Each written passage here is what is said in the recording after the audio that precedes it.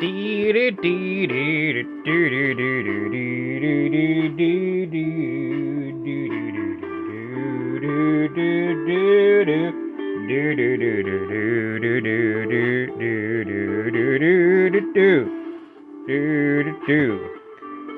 on the 4th of July, Hannah Blair, Scrabble Crinks.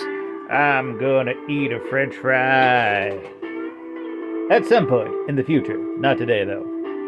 It's Comics and Shots, a completely improvised semi-comedic musing by Howard Stern's Mick the Nerd, aka YouTube and TikTok's Mick the Man, aka Mick the Maverick, aka a man with a story to tell.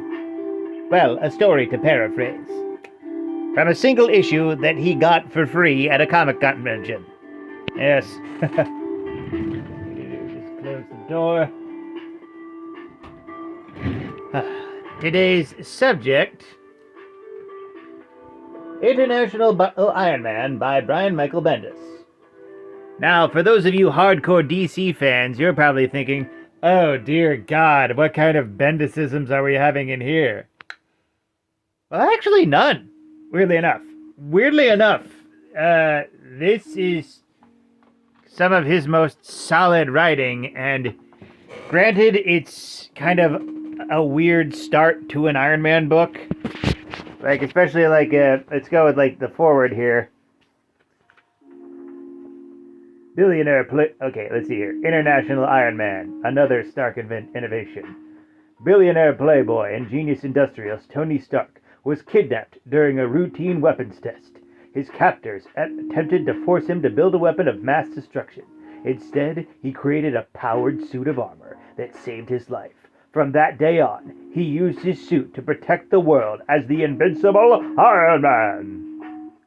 Pretty standard intro. And then this issue has an M&M's ad at the back. Recently, Tony discovered that the people who raised him weren't his birth parents.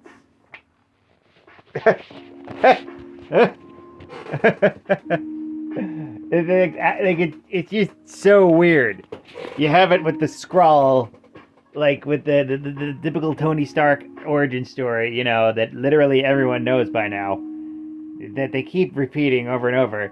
And then, oh yeah, Tony's birth parents weren't his birth parents. Ain't that a gas? This is a thing they did in the 2000s, they were, like I said, they constantly have no idea what to do with Tony Stark. Earth 616 Tony. MCU Tony, they had a complete plan for it. They even killed him. He was allowed to die. God, he's so lucky. Whereas comic book Tony just keeps going up and down in quality. Yeah, and as for the comic itself, it's an interesting start. It feels kind of more Batman than Iron Man, though, primarily because we don't really focus that much on Tony as a teenager, because Bruce Wayne is a teenager. He was training even back then, but Tony, it's he was a rich kid, and that's all we generally knew. And in this, he's at college in England, and he's going to dinner at a nice girl's house. The girl is the daughter of one of his dad's business rivals, and then Hydra attacks, and then Tony shoots one of them with a gun, and it's fucking insane. Yeah. Apparently, Tony Stark went to college or high school in London, and he shot a Hydra agent as a teenager. Well, young adult, whatever. Also, and I really hate learning this canonical fact, but Tony Stark hates punk music, British punk music, as this comic shows. He was that guy. He was that guy who would, just, not be down for the cool punk scene. He's that guy. What a weird, teenage Tony was a loser. Teen Tony was a loser. I want one of Tony Stark's British flatmates from when he was a kid to come and was like, oh, so now you like punk, huh, Anthony? Oh, now you claim. Meanwhile, you're just saying you do build only for your mates. Almost just having a fun time. Oh, no. Yeah. God. Like, yeah. I feel better and worse for reading that because it's not a bad solo issue or start to a story. I might get the trade paperback of this, but it's also like, you pick this up, you click on International Iron Man. He's in a business suit. Look at him. Look at him in his funky little suit. Look at him.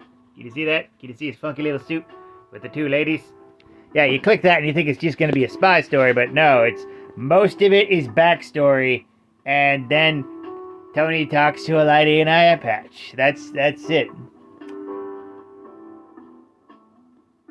And yet, weirdly enough, I know from experience that this is not the worst thing Brian Michael Bendis has written. And I really don't want to say it's bad either, but because also, just this is actual writing quality, this is pretty good, and what the fuck happened to Action Comics and Superman and Legion of Superheroes? This was weird.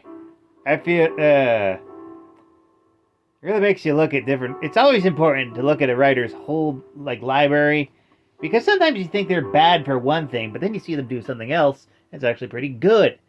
It's like, you never know. Like, maybe they just didn't vibe with a certain character, or they had a deadline. You never know what happens behind the scenes. Always look at the whole library. That's the main takeaway from this, like, International Iron Man ramble. Always look at the whole library of a writer's work. Don't just isolate one thing. Look at it all. Yeah. With that, like, comment, and subscribe. Donate if you're feeling nice. Share it with a bear. And always remember, pray through to the blood elk, fear the stabbopotamus, and death to Kronos.